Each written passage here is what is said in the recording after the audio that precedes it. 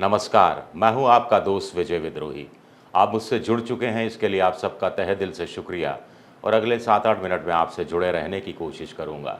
मेरी आपसे एक गुजारिश है कि मेरे वीडियो अगर आपको अच्छे लग रहे हैं, तो प्लीज़ लाइक कीजिए, सब्सक्राइब कीजिए, शेयर कीजिए और जो घंटी जैसी आकृति है, इसे दबा दीजिए ताकि नया वीडियो आए तो आपको नोटिफ़िकेशन के ज़रिए उसकी जानकारी मिल सके। विद्रोही 7 मेरा ट्विटर हैंडल है, विजय विद्रोही 7 इंस्टाग्राम पर हूँ और फेसबुक पर मेरा पेज है विजय विद्रोही पेज।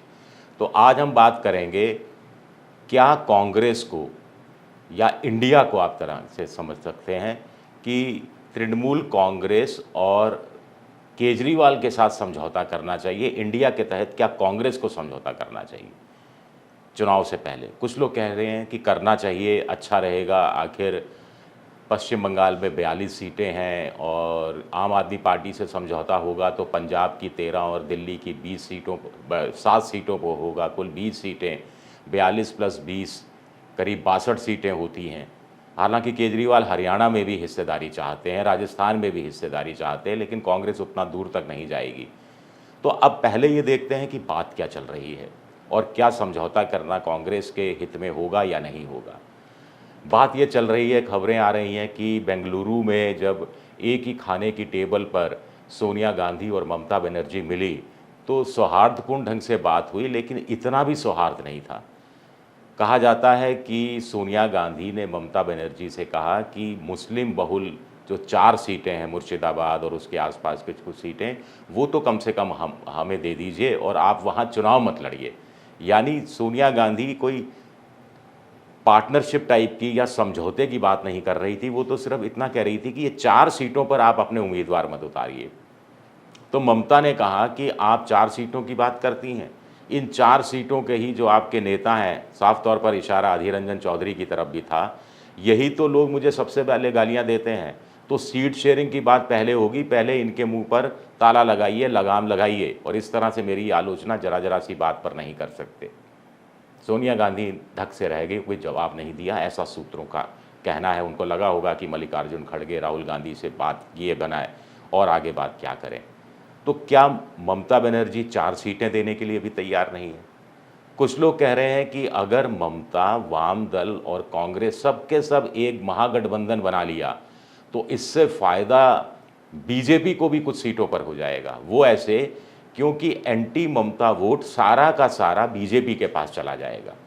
अभी क्या हो रहा था कि एंटी ममता वोट थोड़ा-सा कांग्रेस को या कांग्रेस और वाम मोर्चे गठबंधन को भी मिलता था, तो फिर इसका घाटा और थोड़ा बीजेपी को मिलता था, तो इससे घाटा होता था कुल मिलाकर बीजेपी को, और कांग्रेस को तो खैर होता ही था और ममता को फ़ायदा हो जाता था।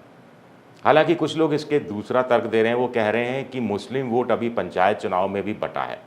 कांग्रेस को करीब 40% कुछ लोग कह रहे हैं पंचायत चुनाव में मुस्लिम वोट मिल गया है और ममता को शायद 23% मुस्लिम वोट मिला। तो कुछ लोग कह रहे हैं कि अगर ममता, कांग्रेस और वाम मोर्चा एक साथ एक झंडे तले चुनाव लड़ेगा, तो इससे मुस्लिम वोट नहीं बटेगा। और पश्चिम बंगाल में कुछ लोग कहते हैं 28, कुछ लोग कहते हैं 32 और कुछ लोग कहते हैं एक्चुअल में तो 36-37% मुस्लिम वोट है और अच्छी खासी सीटें उससे डिसाइड होती हैं। तो ये एक पेच फंसा हुआ है। कुछ लोग कह रहे हैं कि ममता के साथ चुनाव के बाद में समझौता होना चाहिए, नज़दीक नतीजे आने के बाद, क्योंकि ममता कहीं भी जा सकती हैं।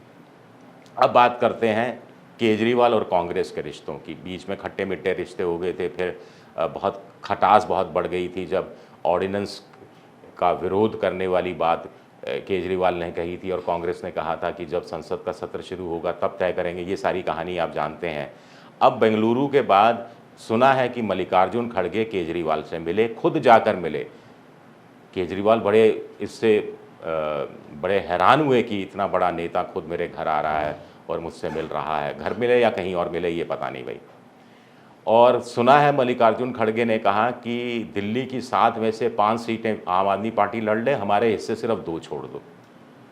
चलिए फिर भी यकीन कर लेते हैं। दिल्ली में विधानसभा और दिल्ली में म्युनिसिपैलिटी पर पूरी तरह से आम आदमी पार्टी का कब्ज़ा है। हालांकि पिछले लोकसभा चुनाव के संदर्भ में बात करें तो कांग्रेस को अरविंद केजरीवाल के मुकाबले ज़्यादा वोट मिला था।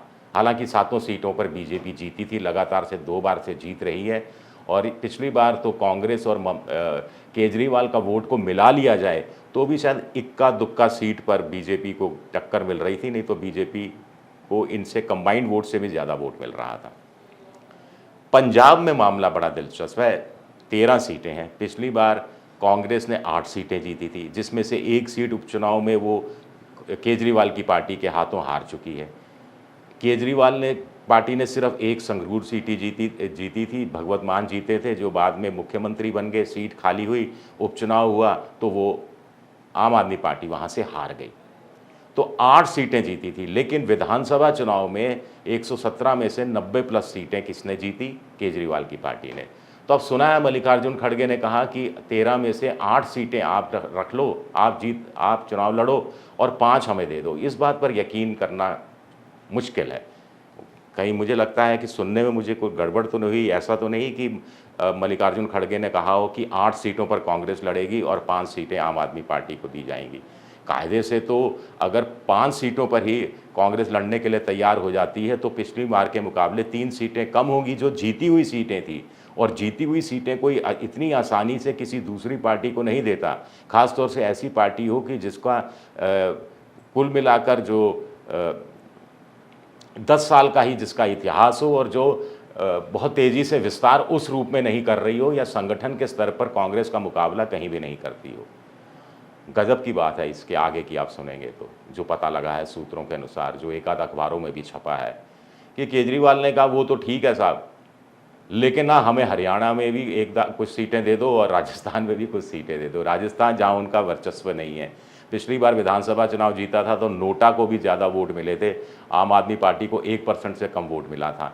इसी तरह हरियाणा में जहाँ कांग्रेस की पैठ ज़्यादा है, जहाँ एंटी इनकम्बेंसी का शिकार खट्टर सरकार है, उनका और दुष्यंत चौटाला के गठबंधन में भी लोकसभा चुनाव में टिकटों की जो शेयरिंग होगी, सीटों की शेयरिंग होगी, उसको लेकर कुछ दरारें सी आ सकती हैं, ऐसी आशंका व्यक्त की जा रही है, जिसका फ़ायदा अगर कोई पार्टी पूरे राज्य के स्तर पर उठा सकती है तो वो सिर्फ कांग्रेस पार्टी है। तो क्या महत्वाकांक्षी, अति महत्वाकांक्षी केजरीवाल होते जा रहे हैं, या कांग्रेस बहुत ज़्यादा झुक रही है, बहुत ज़्यादा रियायतें दे रही है? राहुल गांधी ने कहा था कि कुर्बानी देनी चाहिए, हम कुर्बानी देने के लिए तैयार हैं, लेकिन इतनी भी क्या कुर्बानी? तो कुल मिलाकर बड़ा दिलचस्प है ये जो सीट शेयरिंग की कम से कम 2 पार्टियों के बीच में कांग्रेस के साथ जो बातचीत हुई है, जो अखबारों में और डिजिटल मीडिया में टुकड़ों टुकड़ों में खबरें छप रही हैं, मैं इनकी न पुष्टि कर सकता हूं, न खंडन कर सकता हूं। हाँ, जो खबरें हैं वो मैं आप तक पहुंचा रहा हूं। शुक्रिया मेरा ये वीडियो देखने के लिए, बहुत बहुत शुक्रिया।